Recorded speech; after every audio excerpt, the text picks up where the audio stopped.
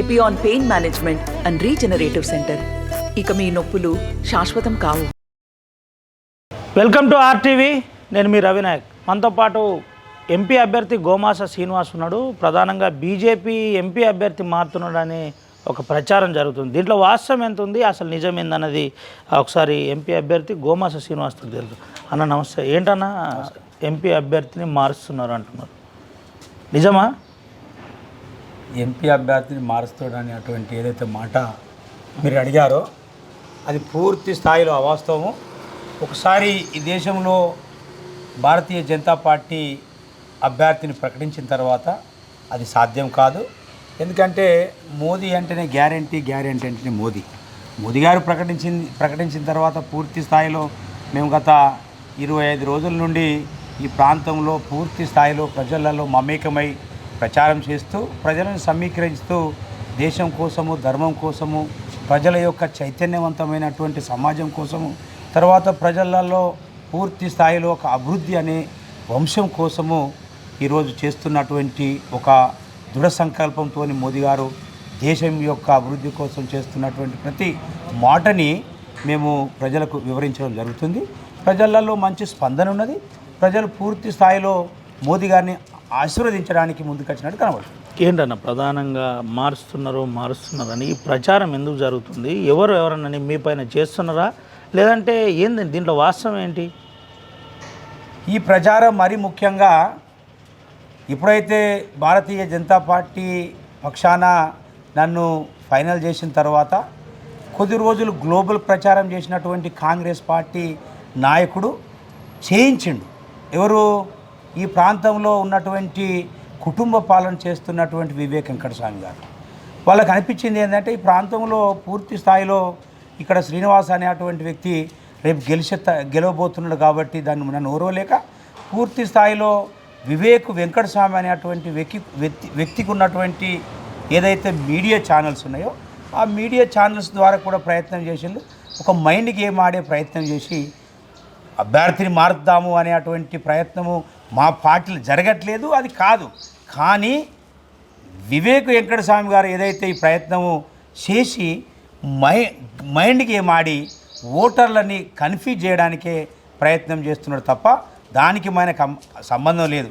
నేను ఇవాళ వెంకటస్వామి గారిని అడుగుతున్నా, వివేక్ వెంకటస్వామి గారిని, అసలు వివేక్ వెంకటస్వామి అనేటువంటి వ్యక్తి ఏమనుకుంటున్నా నాకు అర్థం కాదు. ఇక్కడ ఒకటైతే వివేక్ వెంకటస్వామి అనేటువంటి వ్యక్తి ప్రాంతేతరుడు, రెండోది వచ్చి వివేక్ అనేటువంటి వ్యక్తి నాన్ లోకల్ అయినప్పటికీ కూడా ఈ పెద్దపల్లి పార్లమెంట్లో ఉన్నటువంటి లోకల్గా 3 ఎమ్మెల్యేలు ఉన్నప్పటికీ 2 ఎమ్మెల్యే సీట్లను వాళ్ళే తీసుకున్నారు. ఒకటి వాళ్ళ అన్నకి ఇప్పించుకున్నాడు, ఇంకో ఎమ్మెల్యే సీట్ని ఆయనకి తీసుకున్నాడు. తర్వాత ఈ పెద్దపల్లి పార్లమెంటు పరిధిలో ఉన్నటువంటి ఎంపీ సీట్ను కూడా కొడుకు ఇప్పించుకున్నాడు.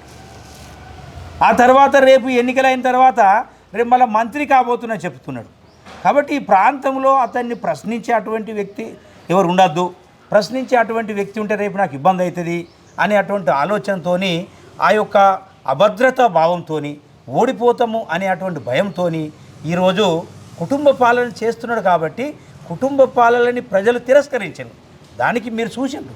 ఇలా కేసీఆర్ అనేటువంటి వ్యక్తి 10 సంవత్సరాలు కుటుంబ పాలన చేస్తే కేసీఆర్ను తెలంగాణ ప్రజలు తరిమి కొట్టింది. కానీ వివేక్ వెంకటస్వామి గారి కుటుంబము 40 సంవత్సరాల నుంచి కుటుంబ పాలన చేస్తుంది.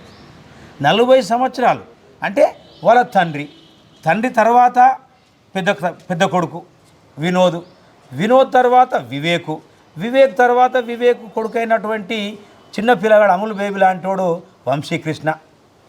అంటే 10 సంవత్సరాల పాలన కేసీఆర్ పాలననే కుటుంబ పాలనని ప్రజలు తిరస్కరించారు. ఇది 40 సంవత్సరాల కుటుంబ పాలన కదా. ఈ 40 సంవత్సరాల కుటుంబ పాలన వల్ల ఈ పెద్దపల్లి పార్లమెంట్లో ఉన్నటువంటి అణగారిన సామాజిక వర్గాలలో బతుకుతున్నటువంటి అటు లోకల్ మాలకు అన్యాయం జరుగుతున్నది, ఇక్కడ లోకల్లో ఉన్నటువంటి మాదిగలకు అన్యాయం జరుగుతున్నది, ఈ లోకల్లో ఉన్నటువంటి నేతకాణులకు అన్యాయం జరుగుతున్నది. ఎందుకంటే ఈ లోకలోళ్ళని కాదని నాన్ లోకల్ కూడా వచ్చి కొట్టుకపోతుంది కదా. ఇది ఎప్పటిస్తుంది? 40 సంవత్సరాల నుంటే 4 దశాబ్దాల నుంచి ఇక్కడ ఉన్నటువంటి ఎస్సీలలో ఉన్నటువంటి అన్ని కులాల మీద ఇది ప్రభావం పడుతుంది. ఇది చాలా పెద్ద అన్యాయం. కాబట్టి ఇక్కడ ఉన్నటువంటి ఈ అన్ని కులాలు ఈ సామాజికంగానేమో రిజర్వేషన్ పద్ధతిలో ఈ లెవెల్లో ఇక్కడ దెబ్బ కొడుతున్నాడు. ఆ రిజర్వేషన్ సీట్లను ఆయనే కైవసం చేసుకుంటున్నాడు. ఇక్కడ లాజ్ చేస్తున్నాడు, వీళ్ళని అన్యాయం చేస్తున్నాడు, ఇక్కడ రాజకీయ దోపిడీ చేస్తున్నాడు. అంతేకాదు ఇంకొక పెద్ద మోసం జరుగుతుంది ఇక్కడ అన్ని వర్గాల చేత ఓట్లు వేయించుకున్నటువంటి పెద్ద మనిషి అభివృద్ధి కూడా వ్యతిరేకంగా ఉన్నాడు. అది మెయిన్. ఎందుకంటే అంటే నేరుగా వాళ్ళు చెప్తున్నారు కదా, మేము స్కామ్ల కోసమో లేదంటే ఇంకో దానికోసమో రావట్లేదు, ఇల్లు కట్టుకోవాల్సిన అవసరం లేదు, బంగ్లా కొనుక్కోవాల్సిన అవసరం లేదు, మాకు అన్నీ ఉన్నాయి, ప్రజలకు సేవ చేయడమే మా ప్రధాన లక్ష్యం, కర్తవ్యం అని మేము రాజకీయాల్లోకి వస్తున్నాం, మేము సేవ చేస్తున్నాం అంటున్నారు. ఎందుకు మీరు పదే పదే కుటుంబం ఒకటే వర్గం పాలిస్తుంది, 40 సంవత్సరాల నుంచి పాలన చేస్తున్నారు, ఎందుకు ఇట్లా అనవలసి వస్తుంది?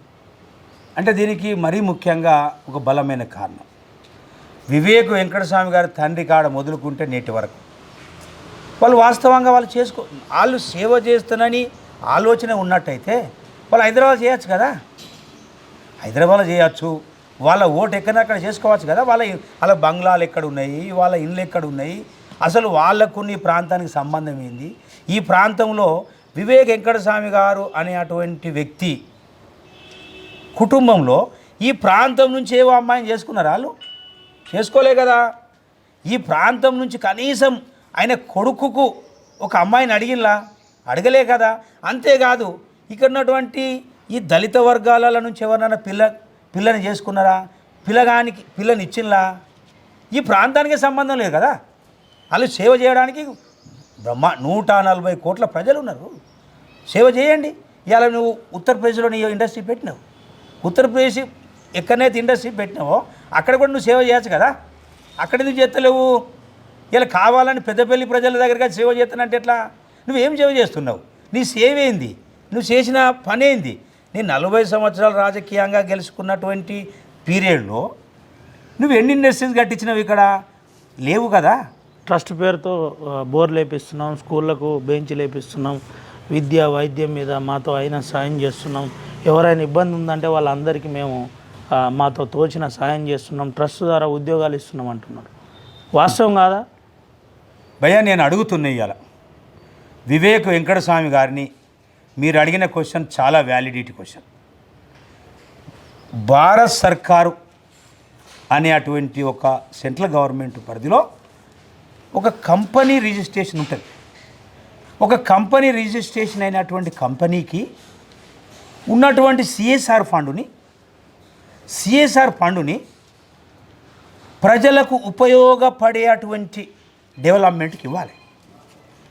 అది స్కూల్స్ బిల్డింగ్స్ కోసం కావచ్చు, అది దళిత రోడ్ల డెవలప్మెంట్ కోసం కావచ్చు, అది ఆదివాసుల డెవలప్మెంట్ రోడ్ల కోసం కావచ్చు, అంతేకాదు కొన్ని కమ్యూనిటీ హాల్స్ కోసం కావచ్చు, ఇవ్వచ్చు. అదే ఎట్లా ఇవ్వాలి? ఒక ఎమ్మెల్యే కానీ ఇవ్వాలి, ప్రజల చేత ఎన్నుకోబడ్డ ప్రజాపాలకుడైనటువంటి ఎమ్మెల్యేకో ఎంపీ ద్వారానో గవర్నమెంట్కి ఇవ్వాలి. గవర్నమెంట్కి ఇచ్చినటువంటి ఆ ఫండ్ నుండి వాళ్ళు టెండర్ పిలుస్తారు, టెండర్ ఇచ్చి అది వర్క్ చేస్తారు. ఇది సిస్టమ్. వివేక్ వెంకటస్వామి గారు విశాఖ ఇండస్ట్రీ పేరు మీద ఉన్నటువంటి కంపెనీలో ఉన్నటువంటి సిఎస్ఆర్ ఫండుని వాళ్ళ తండ్రి గారైనటువంటి వెంకటస్వామి కాక పేరు మీద ట్రస్ట్ పెట్టుకొని ఆ ట్రస్ట్ ద్వారా ఈ డబ్బులు అన్నట్టు ట్రాన్స్ఫర్ చేసుకొని ఓ స్కూల్ బిల్డింగ్, ఓ స్కూల్ కోసం ఓ బెంచ్ అని, ఓ దళితవాడల్లో ఓ బోరింగ్ అని, ఇదా నువ్వు చేసే డెవలప్మెంట్? ఇందుకే ఓ ప్రజలు ఓట్లు వేయాలనా? ఇది చాలా మోసం, ఇది ఒక దగ. ఇలా గవర్నమెంట్తో చీడు చేస్తున్నాడు. రేపు పార్లమెంట్కి పోయిన తర్వాత దీని మీద నేను 100% ఎన్ని సంవత్సరాల నుంచి ఇంత మోసం జరుగుతుంది, అది ప్రజలకు చెందవలసిన డబ్బు, అది ప్రజల డబ్బు. అది ఇవాళ ప్రజల డబ్బుని అతని తండ్రి అయినటువంటి వెంకటస్వామి పేరు మీద ట్రస్ట్ పేరు అది ట్రాన్స్ఫర్ చేసుకొని ఓ బిచ్చం ఇచ్చినట్టుగా ఓ స్కూల్లో ఒక బెంచి, ఒక దళితవాడలో ఒక బోరింగ్ వేసి నేను అభివృద్ధి చేస్తా అంటే కనీసం బుద్ధి ఉండాలి నీకు. ఇదా నువ్వు మాట్లాడేది? నీకు ప్రజలు ఓట్లు వేసినలో నువ్వు ఎన్ని ప్రాజెక్టులు కట్టినావు, నువ్వు ఎన్ని స్కూల్స్ బిల్డింగ్స్ కట్టినావు, నువ్వు ఎన్ని నవోదయ స్కూల్ తీసుకొచ్చినావు, నువ్వు ఎన్ని కేంద్రీయ విద్యాలయాలు తీసుకొచ్చినావు, అది అభివృద్ధి. ఇది అభివృద్ధి కాదు, ఇది ఒక మోసం, ఇది ఒక దగ. రేపు మోదీ గవర్నమెంటులో నేను లోక్సభ సభ్యునిగా ఉంటా, ఇతని చరిత్రని పూరనే పార్లమెంటు వ్యవస్థ ద్వారా బయటికి తీస్తా. ఇన్ని సంవత్సరాల నుంచి ఇంత సిఎస్ఆర్ ఫండ్ కోట్ల నిధులు ఎక్కడ మాయమైపోయినాయి, ఎందుకు మాయమైపోతున్నాయి, ఎక్కడ డెవలప్మెంట్ జరిగినాయి? నేను ప్రజల గొంతుకనై ప్రజల దృష్టికి ఇంత పెద్ద స్కామ్ తీసుకొస్తా రేపు 100% చెప్తున్నా. ఇది నా బాధ్యత. ఎందుకంటే నేను ఇక్కడ పుట్టినోడిని, నేను ఇక్కడ పెరిగినోడిని. ఈ వినోద్ అంటూ నా చుట్టం, గా మల్లేష్ అంటూ నా చుట్టం. ఆయనకు చుట్టాలున్నారా ఇక్కడ ఎక్కడన్నా? ఏ ఊర్లోనన్నా వివేక వెంకట స్వామికి చుట్టాలు ఉన్నారా? కాబట్టి నేను ఇక్కడ ప్రజలలో పుట్టిన వ్యక్తిగా నేను 100% ఇదే పెద్ద మోసం, ఈ స్కామ్, దీన్ని బయటికి తీసుకురావాలి. ఎందుకు ఓట్లు వేయాలి? ఆయన ఓట్లు వేసినందుకు నీ అయ్యే ఈ ప్రాంతంలో ఎన్ని ప్రాజెక్టులు కట్టాడు?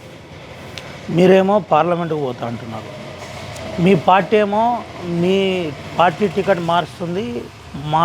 పోయిన సిట్టింగ్ ఎంపీ మీ సామాజిక వర్గానికి చెందిన వెంకటేష్ నేతను తీసుకొచ్చి ఈసారి మళ్ళీ ఆ టికెట్ ఇవ్వబోతున్నారు, నిలబెట్టబోతున్నారు అనే ఒక ప్రచారం జరుగుతుంది. దీంట్లో వాస్తవం ఏంటి? అసలు ఎందుకు ఈ ప్రచారం జరుగుతుంది? యాక్చువల్గా ఈ ప్రచారం కూడా వివేక్ వెంకటస్వామి ఆయనకు ఉన్నటువంటి మీడియా ఛానల్ ద్వారా చేయిస్తున్నాడు. నాకు తెలిసి సిట్టింగ్ ఎంపీగా ఉన్నటువంటి బోర్లకుంట వెంకటేష్ నేత ఆయన ఆల్రెడీ కాంగ్రెస్ పార్టీలో ఉన్నాడు, గెలిచింది బీఆర్ఎస్ పార్టీ నుండి. ఆయన ఇప్పుడు షిఫ్ట్ అయింది కాంగ్రెస్ పార్టీలో ఆయనకు అన్యాయం జరిగింది. యాక్చువల్లీ యాజ్ ఒక సిట్టింగ్ ఎంపీగా కాంగ్రెస్ పార్టీ తీసుకొని ఆయనకు సీట్ ఇవ్వాలి కదా. ఆయనకు మోసం చేసింది కాంగ్రెస్ పార్టీ, అయినా కానీ ఈరోజు అక్కడనే ఉన్నాడు అంటే కమిట్మెంట్గా ఉన్నాడు. కాబట్టి నామినేషన్ స్టార్ట్ అయిపోయినాయి. అటువంటి ప్రసక్తే ఉత్పన్నం కాదు. ఆయన రాడు. ఆయన 5 సంవత్సరాల మెంబర్ ఆఫ్ పార్లమెంట్గా ఉన్నాడు. ఇప్పుడు ఈ నెక్ ఆఫ్ ద మూమెంట్లో ఆయన ఆలోచించే లెవెల్లో కూడా ఆలోచించాడు. ఆయన కంఫర్టబుల్గా కాంగ్రెస్ ఉన్నాడు. ఆయన ఈ టైంలో ఇక్కడికి వస్తాడని నేను అనుకోవట్లేదు. మా పార్టీ కూడా ఇంకొకరి గురించి ఆలోచించే స్టేజ్లో లేదు. టికెట్ మార్పు అనేది జరగదు. వెంకటేష్ నేత వస్తే ఆహ్వానిస్తారా? వెంకటేష్ నేత నేను నామినేషన్ వేసిన తర్వాత ఎప్పుడైతే నేను ధర్మయుద్ధంలో ఉంటానో వెంకటేష్ నేత ఆయన ఆలోచించి, ఆయనకు న్యాయము ధర్మము అనేది ఆలోచించి దేశ రక్షణ కోసము, దేశ ప్రగతి కోసము నరేంద్ర మోదీ గారు చేస్తున్నటువంటి అభివృద్ధిని దృష్టిలో పెట్టుకొని అది ఆయన ఇష్టం. ఆలోచిస్తే మేము ఎప్పుడు కాదనేది ఉండదు. కానీ ఎప్పుడు నామినేషన్స్ తర్వాత అసలు ధర్మయుద్ధంలోనే మీరు ఉండకుండా మీ పార్టీలోనే ఓ వర్గం ప్రయత్నం చేస్తుందని ఓ ప్రచారం నిజముందా దాంట్లో? అది మాత్రం చాలా అన్యాయం తమ్మి. అది అట్లా జరగది. మా పార్టీలో అటువంటి గ్రూపులు లేవు. పార్టీ 100% నరేంద్ర మోదీ గారి నాయకత్వంలో దేశం కోసము, ధర్మం కోసము, దేశ ప్రజల యొక్క భవిష్యత్ కోసము ఖచ్చితంగా ఎక్కడ కూడా గ్రూప్ ఇజం లేకుండా ఉన్నటువంటి ప్రతి ఒక్కరూ కలిసి కట్టుగా మోదీ గారిని గెలిపించుకోవాలనేటువంటి ఆలోచనలే ఉన్నారు తప్ప అటువంటి గ్రూపులే లేవు. పార్లమెంట్ పరిధిలో కొంతమంది గోమాస శ్రీనివాస్ను వ్యతిరేకిస్తున్నారు బీజేపీ కార్యకర్తలు అంటూ. దీంట్లో వాస్తవం ఉందా? బీజేపీ పార్టీలో ఎవరు కూడా వ్యతిరేకించట్లేదు. నన్ను వ్యతిరేకించే అటువంటి వ్యక్తి ఒక్క వ్యక్తి, ప్రాంతేతరుడు, నాన్ లోకలు, వివేక్ వెంకటస్వామి. ఆయన ఒక టీముని తయారు చేసి వాళ్ళ ద్వారా మైండ్ గేమ్ ఆడిపిస్తున్నాడే తప్ప భారతీయ జనతా పార్టీలో వ్యతిరేకించే అటువంటి ఏ లీడర్ నన్ను లేడు. ఇక్కడ తెలంగాణ ప్రజలలో మరీ ముఖ్యంగా ఈ ప్రాంతంలో నేను పుట్టిన బిడ్డనే, ఈ ప్రాంతంలో చదువుకున్న, ఈ ప్రాంతంలో ప్రజల కోసం, ప్రజల సమస్యల కోసం, ప్రజల యొక్క ఆవేదన తెలుసుకున్నటువంటి వ్యక్తిగా నేను ప్రజలని చైతన్యవంతం చేస్తూ ప్రజాస్వామిక పద్ధతిలో రాజ్యాంగంలో ఉన్నటువంటి ప్రతి ఫలాలని అన్ని సామాజిక వర్గాలకు అందించడానికి నేను వాళ్ళ గొంతుకనే కొట్లాడుతున్నా. కాబట్టి నా మీద ఆ మాత్రము వివేక్ వెంకటస్వామి అటువంటి వ్యక్తి దుష్ప్రచారం చేస్తే దాని పెద్ద లెక్కకు రాదు, అది మేము పట్టించుకోము. ఢిల్లీ నుంచి ఒక నాయకుడు వస్తున్నాడు, పరిశీలన జరుగుతున్నది, కాన్స్టిట్యున్సీ వ్యాప్తంగా అభిప్రాయ సేకరణ ముఖ్య కార్యకర్తలతో జరుగుతుందంటారు. వాస్తవం ఉందా దీంట్లో? పరిశీలన జరిగింది. అందరి పట్ల ఉన్నటువంటి అన్ని కోణాల్లో చర్చ జరిగి ఏ వ్యక్తి బెటరు, ఏ వ్యక్తి గెలవగలుగుతాడు అని ఆలోచించిన తర్వాతనే నన్ను అభ్యర్థిగా ప్రకటించింది. అది ఎప్పుడు పరిశీలన జరుగుతుంది? అనౌన్స్ కంటే ముందు జరిగింది. కాబట్టి అనౌన్స్మెంట్ కంటే ముందు జరిగిన తర్వాతనే పరిశీలించి అభ్యర్థిత్వాన్ని ఫైనల్ చేసి ప్రకటించిన తర్వాత నేను ప్రజల్లోకి వెళ్ళి పనిచేస్తున్నా. ఇది వాస్తవం. ఎప్పుడుండే టికెట్స్ అనౌన్స్మెంట్ కంటే ముందు పరిశీలన జరిగింది. అది ఇప్పుడు కాదు. ఇప్పుడు ఏంది? ఇప్పుడు యుద్ధమే. ఇప్పుడు గెలవడమే మా ముందున్నటువంటి లక్ష్యం తప్ప మాకు ఇంకోటి లేదు. ఎట్లుంది అంటే గెలుస్తానని మీరు అంటున్నారు, పూర్తిగా ఇక్కడ క్యాడర్ బలోపేతం లేదు, క్యాడర్ లేదు, బూత్ స్థాయి కమిటీ వీళ్ళు లేవు, ఎట్లా గెలుస్తారు బీజేపీ వాళ్ళని అటు బీఆర్ఎస్ పార్టీ కావచ్చు, కాంగ్రెస్ పార్టీ కావచ్చు ఆరోపిస్తున్న పరిస్థితి. ఇక్కడ ఎమ్మెల్యేలు 7 ఉన్నది వాస్తవమే అయినప్పటికీ కూడా మీరు ఒకసారి ఆలోచించండి. పోయిన 2019 ఎన్నికలలో ఒక్క ఎమ్మెల్యే సీటు కూడా బీజేపీ పార్టీ లేకుండా ఆదిలాబాద్లో సోయం బాబురావు గెలిచిండు. ఒక ఎమ్మెల్యే సీటు కూడా కరీంనగర్ లేకుండే బండి సంజయ్ గారు గెలిచిండు. అప్పటి పరిస్థితులు వేరు, ఇప్పటి పరిస్థితులు వేరు. ఈ రోజులలో ప్రజలు ఒక నిర్ణయానికి వచ్చింది. దేశం అభివృద్ధి చెందాలన్నా, దేశ ప్రజలలో ఒక సామాజికమైనటువంటి సమతుల్యత రావాలన్నా, దేశం యొక్క ఐక్యత బాగుండాలన్నా, దేశంలో ఉన్నటువంటి ప్రతి సాంప్రదాయాన్ని గౌరవించాలన్నా నరేంద్ర మోదీ గారే దేశానికి అవసరం. కాబట్టి నరేంద్ర మోదీ గారు ఖచ్చితంగా ఈ దేశానికే నాయకుడు కావాలనేటువంటి భావజాలంతోనే ప్రజలందరూ పనిచేస్తున్నారు. కాబట్టి ఇక్కడ ఎమ్మెల్యేలు చెప్పినంత మాత్రాన ఓట్లు లేవు. ఏ నాయకుని దగ్గర 500 ఓట్లు వేయించే సత్తం లేదు. ఇది వాస్తవం చెప్తాను. ఎవరైనా కావచ్చు, ఏ నాయకుడైనా కావచ్చు. కానీ ఈ రోజులలో ఇక్కడ మాత్రం కనబడేది ఏంటంటే పార్టీల మధ్యలో యుద్ధం జరుగుతుంది. ఇక్కడ నరేంద్ర మోదీ గారికి రాహుల్ గాంధీ మధ్య యుద్ధం. దేశాన్ని రాహుల్ గాంధీ కాపాడగలుగుతాడా, నరేంద్ర మోదీజీ కాపాడగలుగుతాడా అనేటువంటి ఇక్కడ ఒక చర్చ. ఈ చర్చలో 60 సంవత్సరాలు పరిపాలించినటువంటి కాంగ్రెస్లో పని అయిపోయింది. 9.5 సంవత్సరాల నుంచి పరిపాలిస్తున్నటువంటి మోదీ గారి గ్రాఫ్ ప్రపంచంలోనే పెరిగింది. కాబట్టి ఇక్కడ ప్రజలు మోదీ గారే ఈ దేశానికి దేశ రక్షకుడుగా, దేశ ప్రధానిగా ఉండాలని నిర్ణయం తీసుకున్నారు. ఎప్పుడే పోతున్నారు నామినేషన్, ఎప్పుడే పోతున్నారు ఏంటి అసలు? ఇప్పటిదాకా బీఫామ్లే మీ చేతికి రాలేదనే ఒక ప్రచారం జరుగుతుంది. మీతో పాటు వరంగల్ కావచ్చు, అటు ఓల్డ్ సిటీ హైదరాబాద్ కావచ్చు, ఇట్లా ఒక 4 బీఫామ్లు ఆపారు. దీని మీద పరిశీలన జరుగుతున్నది, ఒకరిద్దరిని మార్చే అవకాశం ఉందని ఒక ప్రచారం ఉంది. వాస్తవం ఏంటి దీంట్లో? అది ప్రచారమే తప్ప అది వాస్తవం కాదు. బీఫామ్స్ కోసము ఆల్రెడీ 25th వరకు లాస్ట్ డేట్ నామినేషన్స్ ఉన్నాయి. కాబట్టి జనరల్గా ఈ దేశంలో కొంత తనకున్నటువంటి ఏదైతే బలం, ఆయనకున్నటువంటి మంచి ఇది ఏమంటారు దాన్ని, ముహూర్తం చూసుకోండి. ఆ ముహూర్తం ప్రకారంగా నాకు 24 తారీఖు ఆల్రెడీ ముహూర్తం ఉన్నది. ఆ ముహూర్తానికి సంబంధించినటువంటి ఇన్ఫర్మేషన్ మా పార్టీకి చెప్పడం జరిగింది. ఆ రోజు మాకు సెంట్రల్ మినిస్టర్ లెవెల్ నుంచి మాకు ఒక నాయకులు రాబోతున్నారు. మేము ఆ రోజు ఆల్రెడీ నామినేషన్ వేయబోతున్నాం. ఇవన్నీ ఒక అద్భుత కల్పనలే తప్ప మార్పు చేర్పులు అనేటివి లేవు. పూర్తి స్థాయిలో ఏదైతే నరేంద్ర మోదీ గారి ఒక బీఫామ్ తీసుకున్నారా మీరు? బీఫామ్ నాకు రేపిస్తాను పిలిచింది. ఆల్రెడీ బీఫామ్ ఇవ్వడానికి పిలిచిండ్రు. బీఫామ్ తయారైపోయింది, అది ఏం లేదు.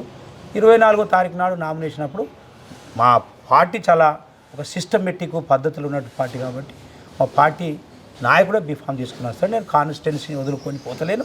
ఈ ప్రజల మధ్యలోనే ఉంటున్నా. ప్రజల మధ్యలో ప్రతి నిత్యం నేను 25 రోజుల నుండి ఏమాత్రం ఎక్కడికి పోకుండా ప్రతిరోజు ఇక్కడనే ఉంటుకుంటూ ప్రజలతో మమేకమై తిరుగుతున్నా. కాబట్టి నేను బీఫామ్ వచ్చేసిన కింద లేక అది పెద్ద సమస్య కాదు. ముఖ్య నాయకులతో సమావేశాలు, సభలు ఎప్పుడు ఉండబోతున్నాయి?